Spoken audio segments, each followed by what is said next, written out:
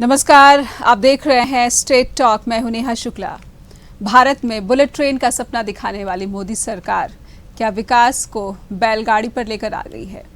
Dollar के मुकाबले आज रुपए की कीमत 79 रुपए हो गई है। कहा जा रहा है कि 82 रुपए तक भी ये पहुंच सकता है। क्या मोदी सरकार महंगाई के जिस मुद्दे पर केंद्र की सत्ता में आई थी उस मुद्दे को भूल बैठी है, अपने वादे को भूल बैठी है? सरकार क्या देश के विकास को बैलगाड़ी पर लेकर चल रही है? रिकॉर्ड निचले स्तर पर रुपया आ गया है। आज $1 के मुकाबले रुपए की कीमत 79 रुपए है। हम पहले भी बता चुके हैं। जरा सोचिए, पीएम मोदी ने केंद्र की सत्ता संभालने से पहले महंगाई पर क्या वादे किए थे, लेकिन क्यों मोदी सरकार से महंगाई पर जनता सवाल ही नहीं पूछ रही? क्या देश की जनता ने महंगाई को न्यू नॉर्मल मान लिया है? घर की जरूरत की चीजों में कटौती देश की जनता को अब आम बात लगने लगी है। अगर ऐसा ही है तो ये देश की अर्थव्यवस्था के लिए खतरे की घंटी है। अगर आप और हम अपनी जरूरतों में कटौती करके डिमांड कम कर देते हैं तो इसका असर देश में डिमांड और सप्लाई की चेन पर पड़ता है। डिमांड कम होने से कंपनियों को उत्पादों को लेकर घाटा होने लगता है, जिससे वो नौकरियों में कटौती करने लगती हैं। नौकरियों में कटौती से बेरोजगारी बढ़ती और देश में विकास की गाड़ी धीमी चलने लगती है। आप सोच रहे होंगे कि मैं आपको अर्थव्यवस्था के कामकाज के बारे में क्यों बता रही हूं। असल में एक पत्रकार होने के नाते मेरा देश की जनता से सवाल है कि आप क्यों महंगाई को न्यू नॉर्मल मानने लगे हैं? महंगाई पर केंद्र से सवाल क्यों नहीं करते? क्या सरकार वित्तीय नीतियों में बदलाव के लिए मजबूर नहीं होगी? हाल ही में केंद्रीय वित्त मंत्री निर्मला सीतारमण ने खाने पीने की कई चीजों को जीएसटी के दायरे में ला दिया है। 18 जुलाई से prepacked curd, lassi, buttermilk, food items, grains, ये सब जीएसटी के नेट में आ जाएंगे। राइटिंग, प्रिंटिंग या फिर ड्राइंग इंक हो, ये सब महंगा हो जाएगा। आरबीआई ने भी अपनी 25वीं फाइनेंशियल स्टेबिलिटी रिपोर्ट में ये कहा है कि अर्थव्यवस्था रिकवरी की राह पर है, लेकिन जोखिम बने हुए हैं। जोखिम इस बात का भी है कि रुपए की कीमत $1 के मुकाबले 82 रुपए तक पहुंच सकती है। हमारे साथ आज स्टेट टॉक में जुड़ रहे हैं guest Rajesh Agrawal ji, Centre for Research in Rural and Industrial Development के डायरेक्टर हैं। वहीं हम कोशिश करेंगे द प्रिंसिपल के editor in chief Ajay Shukla को भी उनसे संपर्क साधने की। और पहले मैं राजेश अग्रवाल जी का स्वागत कर लेती हूँ। और राजेश जी, बहुत बहुत स्वागत है आपका स्टेट टॉक में।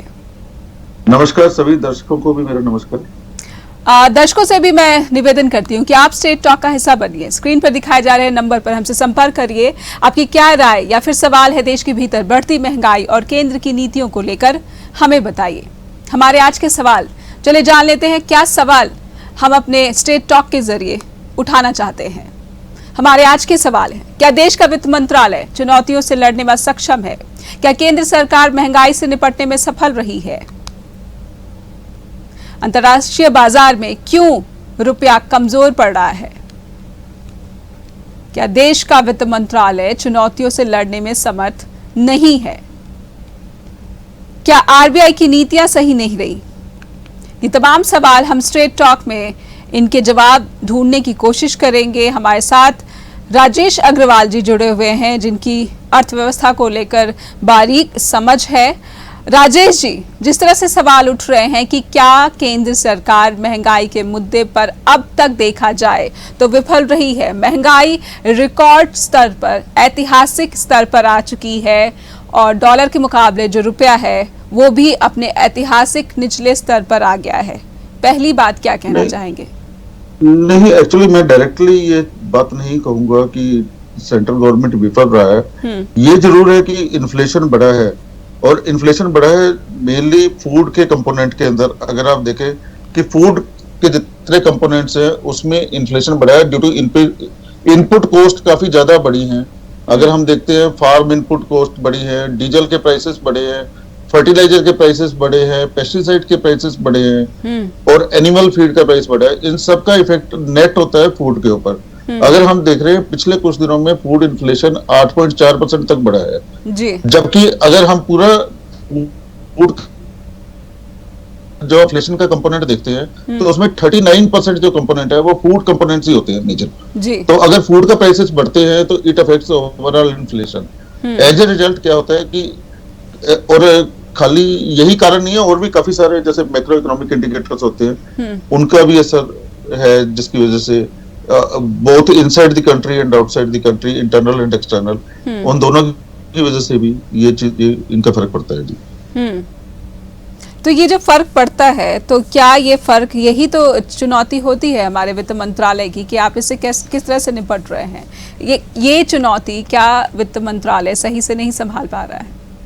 नहीं, एक्चुअली अगर हम देखें 1-1.5 महीना पहले जब अभी इन्होंने इंटरवेंशन करना शुरू किया है, थोड़ा टाइटनिंग मॉनेटरी पॉलिसी इन्होंने यूज किया है और रेट ऑफ इंटरेस्ट इंक्रीज किए हैं, जो उससे क्या हुआ है कि आपकी जो बोरिंग्स हैं वो महंगी हो गई हैं, तो लोग थोड़ा बोरिंग में कम जाएंगे, मनी सप्लाई को कर्टेल करने की कोशिश की है।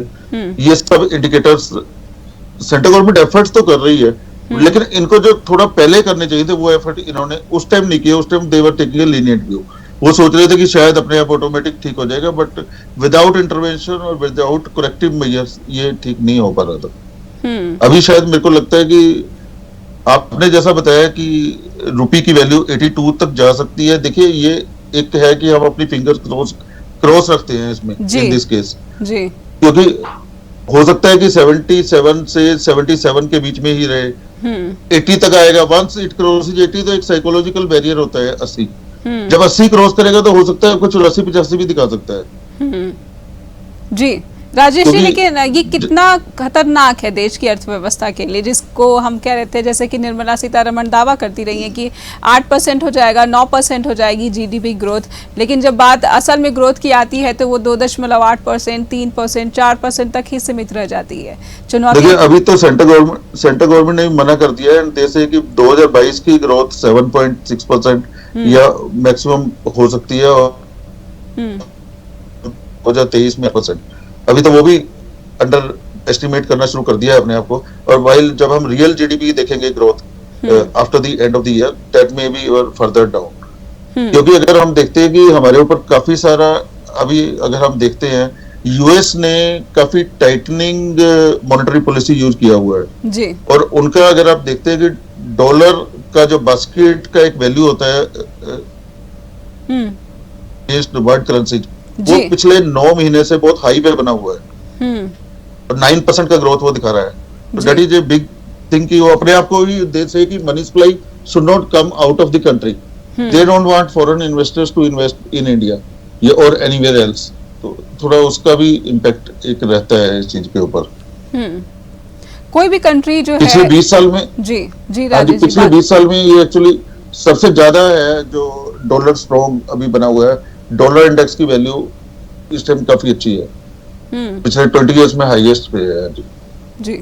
तो खाली it is not our factor, खाली इंडिया के फैक्टर नहीं है जी, ये जो दूसरे कंट्री इंटरवेंशन करते हैं उसका इम्पैक्ट भी डायरेक्टली और इनडायरेक्टली इंडिया के ऊपर आता है।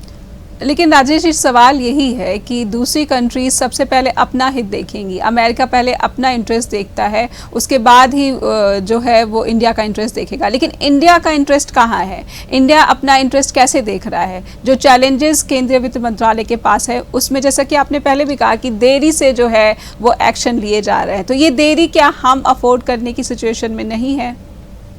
बिल्कुल, हमें कहना एक्शंस इमीडिएटली लेने चाहिए, लेकिन आपको पता है कि पीछे यूक्रेन का वार हुआ, रशिया का वार अभी भी चल रहा है, यूक्रेन और रशिया का, उसका भी कुछ इम्पैक्ट है कि आपका जो डिविएशन होता है इवन एट सेंट्रल लेवल आपका थोड़ा डिविएशन हो जाता है, और आप कुछ चीजों में जैसे राइजिंग क्रूड ऑयल प्राइसेस, अब कितनी देर से आपका प्राइस इतना बना हुआ है कि you can not go back, ये इस पे आपका कोई कंट्रोल भी नहीं है।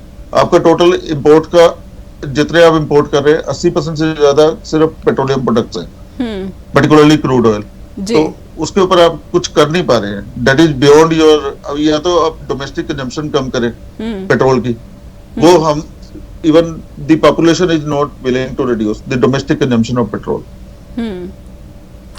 ये सीधा सीधा अर्थव्यवस्था से जुड़ा होता है राजेश जी, क्योंकि लेकिन महंगाई में जो हम देखते हैं कि किस तरह का अप्रोच है, पब्लिक का जो अप्रोच है वो काफी निराशावादी लग रहा है।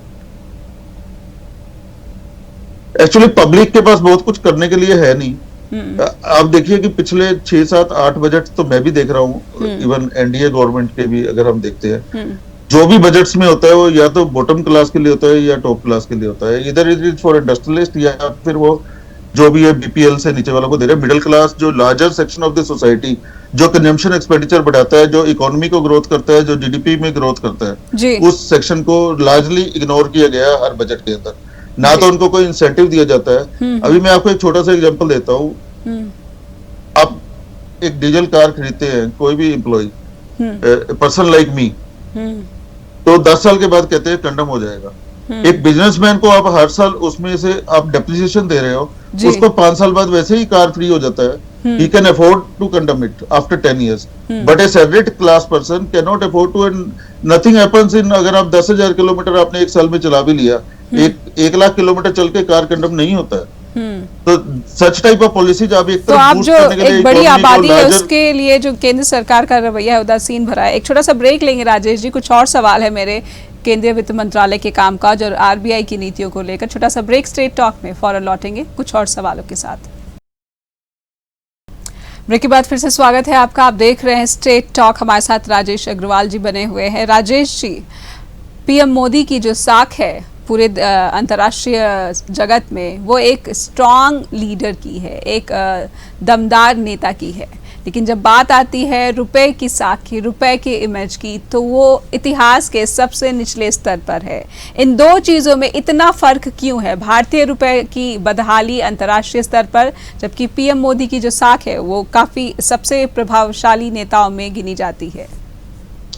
जैसा कि मैंने आपको अभी बताया, पहले हम बात कर ही रहे थे, इसमें कोई शक नहीं कि पीएम मोदी की साख बहुत उच्च स्तर पर है और विश्व गुरु उनको माना जा रहा है। अभी तो इंडिया को भी विश्व गुरु माना जा रहा है। अब लोग योगा भी करना शुरू हो गए हैं, डेट इज वन साइड। लेकिन अगर हम रुपी की बात करते हैं तो रुपी पर से मोदी जी की वजह से नहीं गिर रहा है। जैसा मैंने आपको बताया कि रुपी गिर रहा है basically due to different indicators. एक टाइटनिंग मॉनेटरी पॉलिसी अमेरिका की है, उसकी वजह से रुपी का फॉल हो रहा है। दूसरा, हमारा इन्फ्लेशन बढ़ा है, जो रुपी का वैल्यू, मतलब लोगों का परचेजिंग पावर। बट एक्चुअली अगर हम जब बात करते हैं कि वैल्यू ऑफ मनी क्या है जी, वैल्यू ऑफ मनी की जब हम बात करते हैं तो हमारे पास सिर्फ दो चीजें रहती है। वन इज, जब हम कहते हैं कि अपने आप तो करेंसी की कोई वैल्यू नहीं होती, करेंसी की वैल्यू होती है उससे कितनी चीजें खरीदी जा सकती हैं जी। तो जितना हम सामान, जितनी गुड्स ले सकते हैं, जितने सर्विसेज प्रोक्योर कर सकते हैं, बेसिकली इसका डायरेक्ट रिलेशन है जीडीपी के साथ जी। तो जैसे हमारा जीडीपी का मूवमेंट होता है, तो उस तरह से रुपी का भी मूवमेंट, आपका वैल्यू बढ़ेगा या कम होगा, अगर हम थ्योरेटिकल बैकग्राउंड की बात करते हैं जी। तो this is on one side, but काफी सारी चीजें जैसे इंटरेस्ट रेट्स हैं, आपके इंटरेस्ट रेट है, इकोनॉमिक फंडामेंटल्स हैं, पॉलिटिकल इंस्टेबिलिटी अगर है या पॉलिटिकल स्टेबिलिटी है, रिस्क एवर्शन है अमंग इन्वेस्टर्स। एफआईआई आपके भागते हैं, स्टॉक मार्केट छोड़ के जा रहे हैं एफआईआई। आप देख रहे हैं काफी दिन से हमारा स्टॉक मार्केट भी गिरता जा रहा है जी।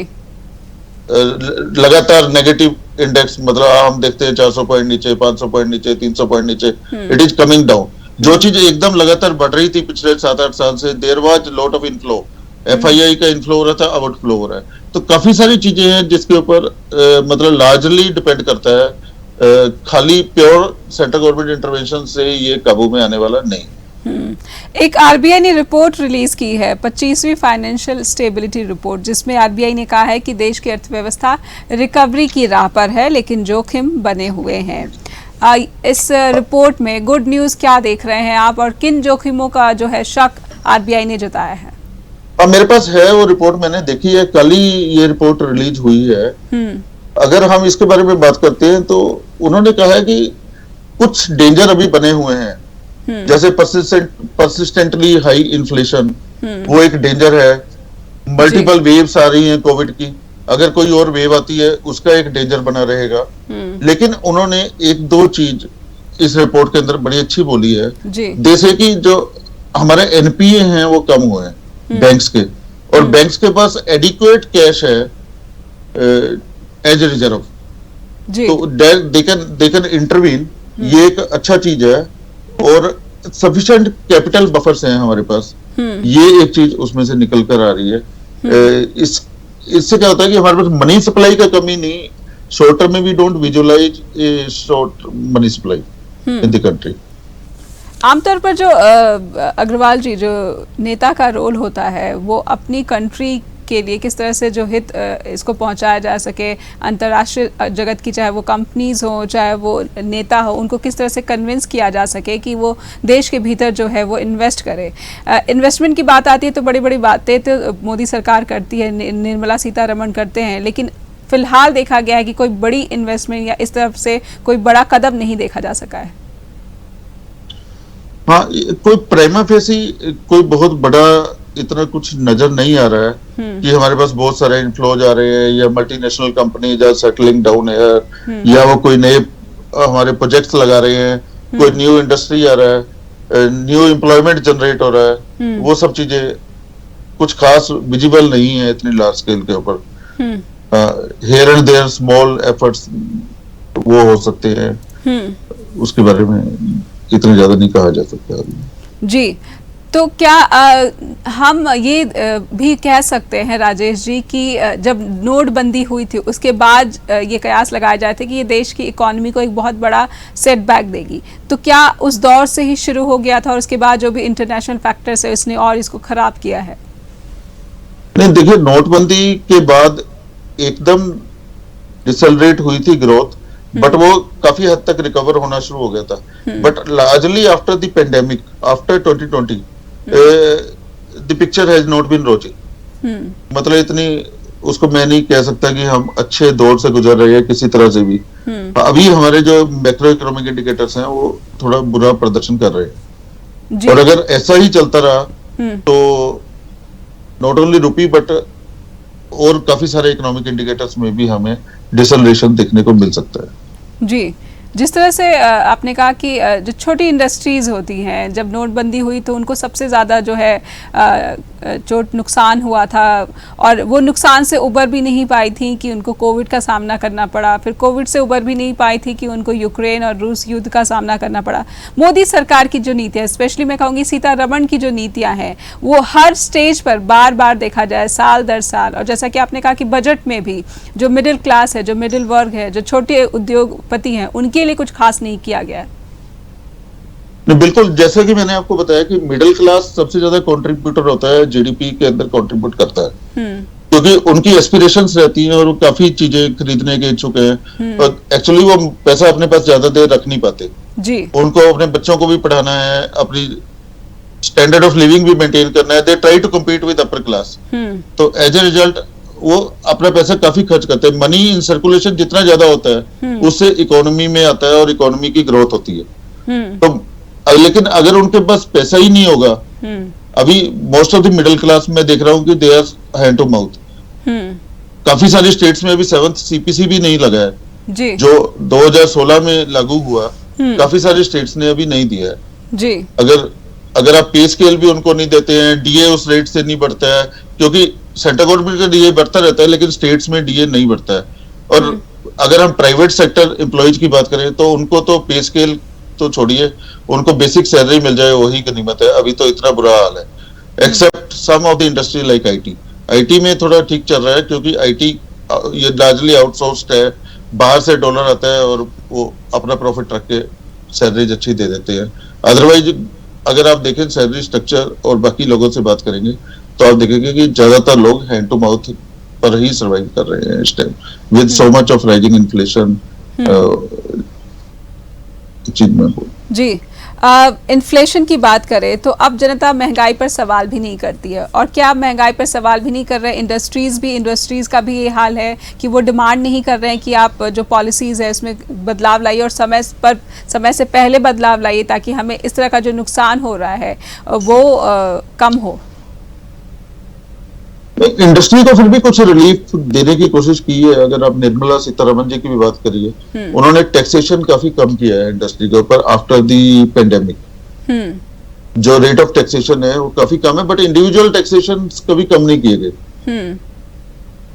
तो लार्जली जो इंडिविजुअल है वो कंज्यूम नहीं कर सकता, क्योंकि उसके पास उतना पैसा ही नहीं है इन हैंड कि वो कंजम्पशन अपनी बढ़ाए और इकोनॉमी में कंट्रीब्यूट कर सके। जी जी राजेश जी, एक छोटा सा ब्रेक ले लेते हैं यहाँ पर, और ब्रेक के बाद और भी हमारे सवाल हैं और जानेंगे कि रुपये को स्ट्रॉन्ग करने के लिए आरबीआई क्या कर रहा है। एक छोटा सा ब्रेक, फौरन लौटते हैं। ब्रेक के बाद फिर से स्वागत है आपका। आप देख रहे हैं स्ट्रेट टॉक। हम बात कर रहे हैं क्या देश की जो विकास है वो बैलगाड़ी पर आ गई है। राजेश अग्रवाल जी हमारे साथ बने हुए। राजेश अग्रवाल जी, आरबीआई की जो कोशिशें हैं, जो नीतियां हैं, जो बदलाव किए जा रहे हैं, वो रुपए को मजबूत बनाने के लिए काफी हैं? हाँ देखिए, वो मनी एक ही चीज के ऊपर फोकस कर रहा है अभी आरबीआई, वो मनी सप्लाई कम करने की कोशिश कर रहा है। मार्केट में ऑलरेडी जो मनी सप्लाई है, जब वो कम होता है तो थोड़ा आपका कंजम्पशन पैटर्न कम हो जाएगा, लोग ज्यादा सामान नहीं लेंगे, जो लोन्स हैं वो महंगे हो जाते हैं, और थोड़ा सा अगर आपकी इन्वेस्टमेंट है उसके ऊपर भी थोड़ा रिटर्न ज्यादा आता है, तो पीपल कोशिश करते हैं कि बैंक में ही पैसा रहने दो, अभी दूसरी तरफ मत ट्रांसफर करो। तो ये जो रुझान है, ये क्या स्मॉल इंडस्ट्रीज का भी है या फिर मीडियम इंडस्ट्रीज का भी है, जिससे लोगों को सही वेतन नहीं मिल पा रहा और वो खर्च नहीं कर पा रहे हैं? देखिए, मैं पर्सनली, मेरे पास डाटा अभी नहीं है, लेकिन पर्सनली मैं जो फील करता हूँ, मैं समाज में रहता हूँ और लोगों से बात करता हूँ, तो जनरल एक परसेप्शन है कि people are underpaid even after Covid. Covid के बाद काफी लोगों को जॉब से भी हाथ धोने पड़े, काफी लोगों के पास पैसा, सेविंग्स उनका एग्जॉस्ट हो गया, और काफी ऑर्गेनाइजेशंस जिनको कोई फंडिंग आता था वो फंडिंग स्टॉप हो गया, तो काफी तरह से प्रॉब्लम्स चल रही है अभी इकोनॉमी में। लार्जली पीपल के पास इतना कैश नहीं है, इतना पैसा नहीं है कि वो ज्यादा परचेज कर पाए चीजों को और जीडीपी में कंट्रीब्यूट कर सके। अब जब इंडस्ट्रीज की बात आती है राजेश जी, तो हमने देखा है कि समय पे जो है उनको जो जिस तरह का मोरल सपोर्ट मिलना चाहिए या फिर जिस तरह से नीतियों में बदलाव करना चाहिए वो नहीं किया गया। प्रधानमंत्री मोदी ने कल ही ये बात कही है कि हम केंद्र जो सरकार है वो नीतियों में बदलाव के लिए तैयार है, लेकिन तैयार है ये कहने से कैसे चलेगा? आपने पहले से क्यों नहीं किया? देखिए जी, तैयारी तो पिछले 8 साल से बहुत सारी चीजों में चल रही है। हमने बुलेट ट्रेन भी देख रहे थे हम काफी टाइम से, वो बुलेट ट्रेन तो अभी सपना ही बना हुआ है। तो ऐसा काफी चीजों की तैयारी चलती रहती है, काफी चीजें कमिट करता है। जब पॉलिटिकल इलेक्शंस होते हैं, नेशनल इलेक्शन होते हैं, सभी पॉलिटिकल पार्टी कुछ कुछ कमिट करती रहती है, लेकिन वो डिलीवरेबल की जब बात आती है तो डिलीवर करना संभव नहीं होता उन सर्कमस्टेंसेस के अंदर। जी ये तो एक यूजुअल ट्रेंड हो गया, और लोगों को अब इन चीजों को पता लग गया कि पॉलिटिकल पार्टी जो भी कहती है उसको पूरा करने का उनमें मादा नहीं होता। अब लोग भी ये बात मानते हैं, वो वोट करने जरूर जाते हैं, लेकिन उनको ये पता है कि ये चीजें नहीं उनको मिलने वाली। वो वोट करने जाते हैं लेकिन अपने जेब में कम होते रुपए को नहीं देखते। हाँ नहीं, उनके पास ऑप्शन नहीं है। इंडिया में कुछ चीजों में ऑप्शंस बिल्कुल भी नहीं है आदमी के पास। पर्टिकुलरली हमारा पॉलिटिकल सिस्टम इतना रोटन हो चुका है कि अगर आप वोट किसी कैंडिडेट को देते हैं या जैसे भी आप कैंडिडेट सिलेक्ट करते हैं, तो उसमें आप बहुत ज्यादा मतलब एंथुसियास्टिक होके कि एक रियल ऑनेस्ट आदमी को आप उस सीट पे बिठाएं, कॉम्पिटेंट आदमी को बिठाएं, उसमें आपका कोई बहुत लार्जर लेवल पे से नहीं है। It is largely determined bye top leaders of the political party. बैंकों का जो मर्जर हुआ, जो बैंकों के साथ एक्सपेरिमेंट किया गया मोदी सरकार, निर्मला सीतारमण ने किया, उसका कितना असर अभी मौजूदा अर्थव्यवस्था की स्थिति पर देखते हैं आप? देखिए, क्योंकि ये मर्जर ही था, इसमें इतना ज्यादा फर्क नहीं पड़ा। सेम अकाउंट होल्डर्स वो उस बैंक में चले गए दूसरे बैंक में, तो लार्जली तो उसमें इतना ज्यादा फर्क नहीं पड़ा जो मर्जर्स हुए हैं, क्योंकि कोई क्लोजर्स तो हुए नहीं जिसका इम्पैक्ट होगा। मर्जर का मेरे को लगता नहीं है कि इतना ज्यादा इम्पैक्ट होता है उस चीज के ऊपर। ऑफ कोर्स आपका 1-to-1 से होता है। आप जैसे बैंक में जाता है आदमी, तो उसको एक पर्टिकुलर एम्प्लॉय या एक particular group of employee, he is accustomed to meeting them, then he has to develop new connections, तो उसकी वजह से थोड़ा सा फर्क पड़ता है आदमी। Plus there are regular marketeers who promote banking. लेकिन ट्रस्ट यहाँ पर ट्रस्ट टूटता है, जो आपका बैंक का अकाउंट होल्डर है उसका ट्रस्ट टूटता है बैंक और उसके अकाउंट होल्डर के बीच में। बिल्कुल लार्जर लेवल पे आदमी को काफी फर्क पड़ता है, क्योंकि आपने मान लो कोई स्कीम लिया है, वो स्कीम उसका एप्लीकेबल नहीं रहता दूसरे बैंक में जाके, वो कहेगा हमारे को ये नहीं चाहिए, हम ये नहीं दे रहे हैं आपको। जी, क्योंकि कभी भी आपका जो बैंक है आपको जो इंटरेस्ट दे रहा है या फिर आपको जो फायदे दे रहा है वो कभी भी वापस ले लेता है। बिल्कुल बिल्कुल बिल्कुल।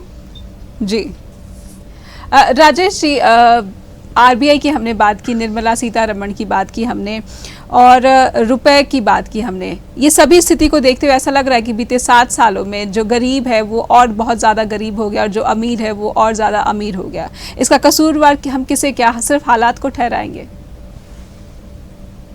नहीं, हालात तो नहीं होते, ये तो इंटरवेंशंस, गवर्नमेंट इंटरवेंशंस के ऊपर काफी डिपेंड करता है चीजों के ऊपर।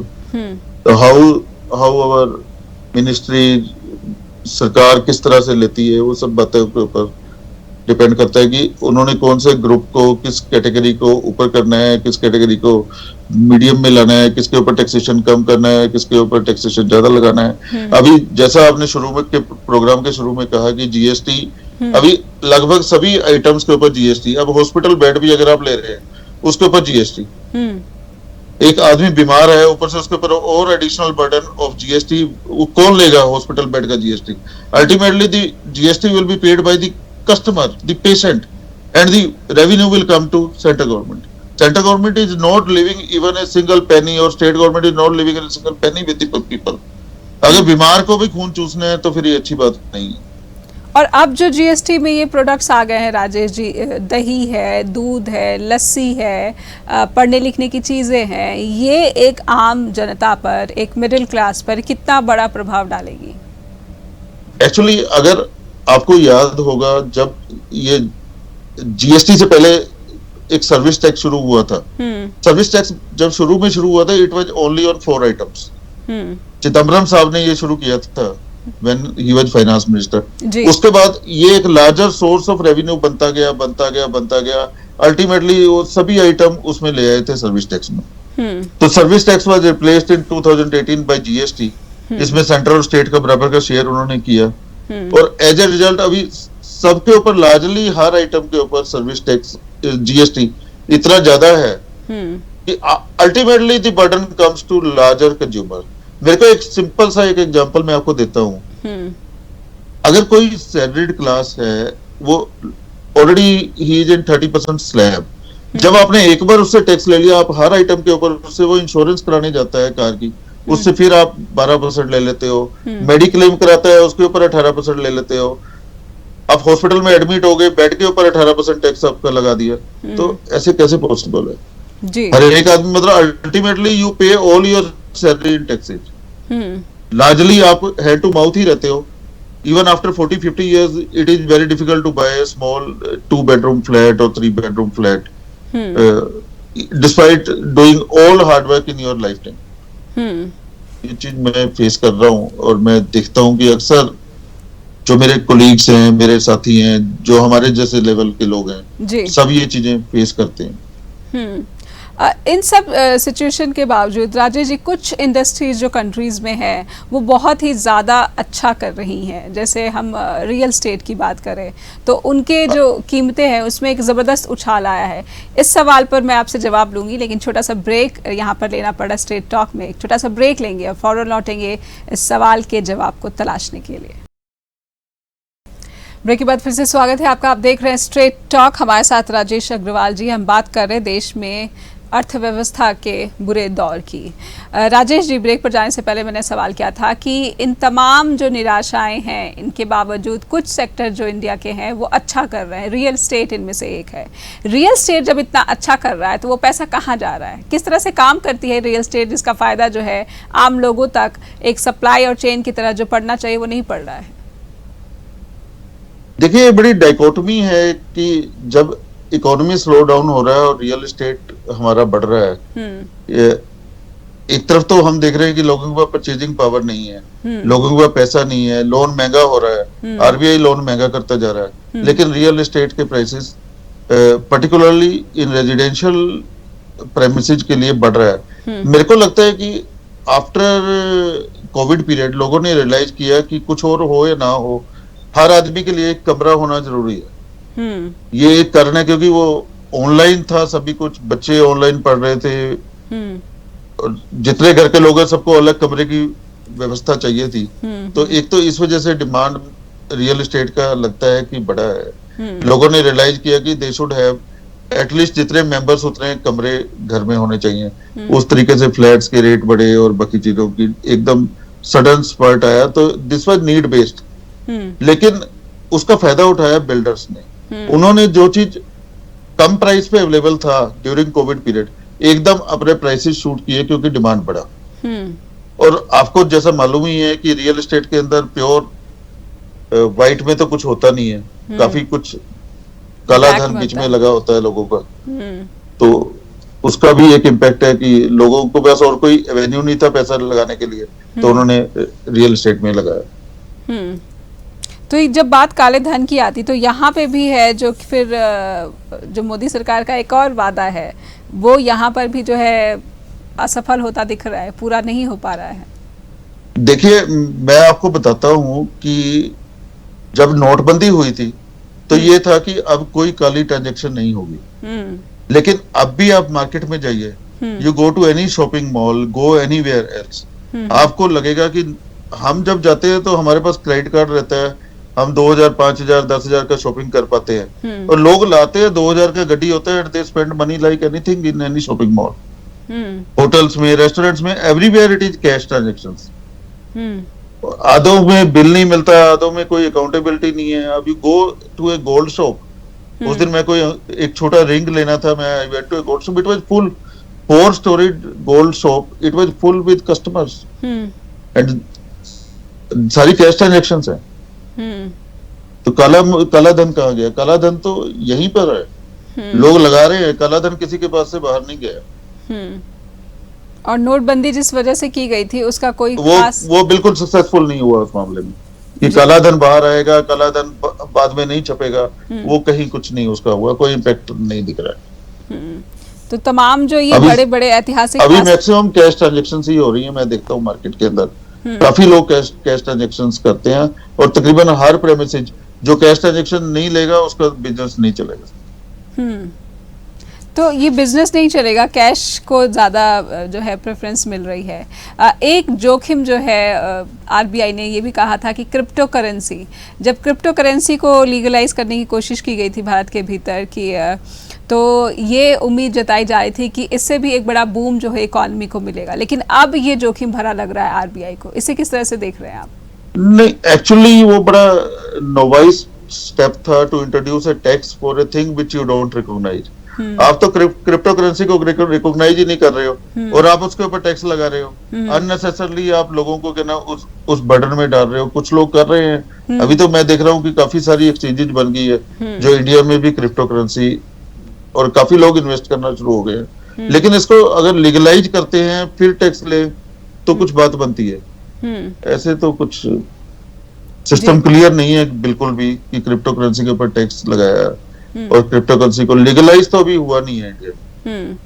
तो एक चीज़ जो है आरबीआई ने ये भी नोट डाउन की है कि जोखिम भरा होता है जब हम ऑनलाइन ट्रांजैक्शन करते हैं। तो ऑनलाइन ट्रांजैक्शन को सेफ नहीं बना पाई है गवर्नमेंट, ये भी एक वजह है कि हम जो इकोनॉमी है इसको इम्प्रूव होते नहीं देख पा रहे हैं। दिस इज लार्जली कि जितने सर्वर्स हैं वो आउटसाइड द कंट्री हैं। मैक्सिमम सर्वर्स हमारे जो बिजनेस एंटरप्राइजेज हैं, they don't have servers. Government ने उसमें इन्वेस्टमेंट नहीं किया कि अपने सर्वर बना के अपना डाटा प्रोक्योर कर सके। तो जब लार्जली वे ना हमारे क्रेडिट कार्ड, दूसरी चीजें जब दूसरे देशों के पास उसका इंफॉर्मेशन रहता है, वहां पे कोई उस तरह का चेक नहीं रहता कि आपको डबल ओटीपी आएगा या ऑथेंटिकेट करेंगे आप, तो once somebody fills up that credit card number, the money will be deducted automatically. International transactions में कोई ओटीपी की जरूरत नहीं होती है आपको।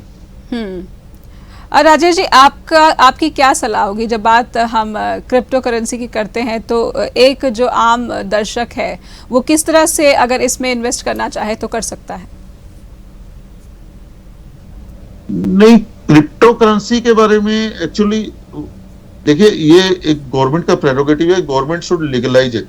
दे शुड कम फॉरवर्ड, क्योंकि ऑलरेडी इंडिया में मैं देखता हूँ कि अभी तो CNBC या कोई और चैनल जब हम देखते हैं तो उसके ऊपर इवन एड भी आ रहा होता है काफी सारी एक्सचेंजेस का कोई, तो as a investor you become curious to see कि क्या हो रहा है क्या नहीं हो रहा है।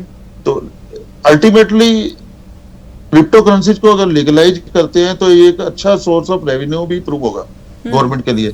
बट क्रिप्टो ऐसा चीज वेरी डिजिटल करेंसी है, काफी रिस्की है उसके, क्योंकि उसका कोई बेस नहीं है, आपके पास कोई भी आइडिया नहीं है कि ये आगे कहाँ होगा, ऊपर कहाँ जाएगा, नीचे कहाँ जाएगा। तो काफी पीछे भी लोगों ने काफी लॉस लिया है। राजेश जी, समय बहुत कम रह गया, इसलिए मैं जानना चाहूंगी कि आपको क्या लगता है कि इस वित्त वर्ष में जो हमारी अर्थव्यवस्था का विकास है, जो GDP है, वो किस लेवल पर पहुंचेगी? जो सीतारमण ने कहा है 8% का, या फिर जो अंदेशा लगाया जा रहा है 4 से भी कम % हो सकता है? नहीं, मेरे हिसाब से as an economist I feel कि ये 4 से 5% होना चाहिए जो rate of growth of economy है। बट अभी काफी चीजें हैं जो डाइसी हैं गवर्नमेंट के लिए, और काफी चीजें हैं जिसमें इंटरवेंशन की जरूरत है। खाली मनी सप्लाई कंट्रोल करने से नहीं होगा, आपको लार्जली आपको प्रोडक्टिविटी बढ़ानी है, लोगों को एम्प्लॉयमेंट देना है, लोगों के पास ज्यादा पैसा देना है। जब इकोनॉमी ग्रो करता है तो काफी सारी चीजें अपने आप स्मूथ होती हैं। आप कितने साल डबल डिजिट ग्रोथ में रहे हैं, आपने देखा कि क्यों रहे, क्योंकि उस टाइम इकोनॉमी ग्रो हो रहा था और एवरीबॉडी वाज प्रॉस्परिंग। अभी जब इकोनॉमी सिंगल डिजिट में आ गया, GDP ग्रोथ रेट, आपके एवेन्यूज कम होते जा रहे हैं, अर्निंग एवेन्यूज कम हो रहे हैं, लोगों के पास जेब में पैसा नहीं है, तो उस चीज के ऊपर गवर्नमेंट को फोकस करने की ज्यादा आवश्यकता है कि किस तरह से ज्यादा पैसा दें लोगों को, और किस तरह से उनके जॉब पोटेंशियल्स बढ़ाएं, इकोनॉमिक एक्टिविटी बढ़ाएं, प्रोडक्टिविटी बढ़ाएं, इंडस्ट्रीज बढ़ाएं, डीजल का कंजम्पशन, कुल पेट्रोल मिलाकर का देखा कंजम्पशन जाए तो कम राजेश करें। जी, ये सारी जो नीतियां हैं गवर्नमेंट को बहुत पहले लानी चाहिए थी, लेकिन गवर्नमेंट का ध्यान शायद दूसरी जगह है। वो इन नीतियों पर, देश की अर्थव्यवस्था को आगे बूस्ट करने पर थोड़ा कम नजर आ रही है, ध्यान कहीं और है। राजेश जी, एक्चुअली काफी सारे इकोनॉमिस्ट स्टेट लेवल पे उनको इन्वॉल्व किए बिना गवर्नमेंट काम करती है, वो गलत है। वो अपने लेवल पर अपने ग्रुप बनाया है, उन्हीं के बीच में डिस्कस होता है, लोगों के बीच में कभी डिस्कस नहीं होता कि उनकी जरूरतें क्या हैं। अगर सरकार लोगों के बीच में आकर उनकी जरूरतों को सुनेगी तो मेरे को लगता है लार्जर स्केल पे इट विल बी बेनिफिशियल और देश के लिए काफी अच्छा रिजल्ट्स देगी। बहुत बहुत शुक्रिया राजेश जी हमसे बातचीत करने के लिए और हमें समझाने के लिए। धन्यवाद दर्शकों का भी धन्यवाद जी, बहुत बहुत शुक्रिया फिर से करती हूँ मैं आपका। तो स्ट्रेट टॉक में हमने जाना कि देश की जो अर्थव्यवस्था है वो बैलगाड़ी पर क्यों है, क्यों केंद्र सरकार समय से पहले ही नीतियाँ लेकर नहीं आती, जब हालात बिगड़ जाते हैं तब कहा जाता है कि हम सुधार के लिए तैयार है, हम रोजगार लेकर आएंगे। लेकिन वो कब आएगा, कब देश की अर्थव्यवस्था आगे बढ़ेगी, क्योंकि रुपया सबसे ज़्यादा एक रिकॉर्ड निचले स्तर पर है और भी ज़्यादा इसकी साख गिरने की आशंका जताई गई है। स्ट्रेट टॉक में आज बस इतना ही। नमस्कार।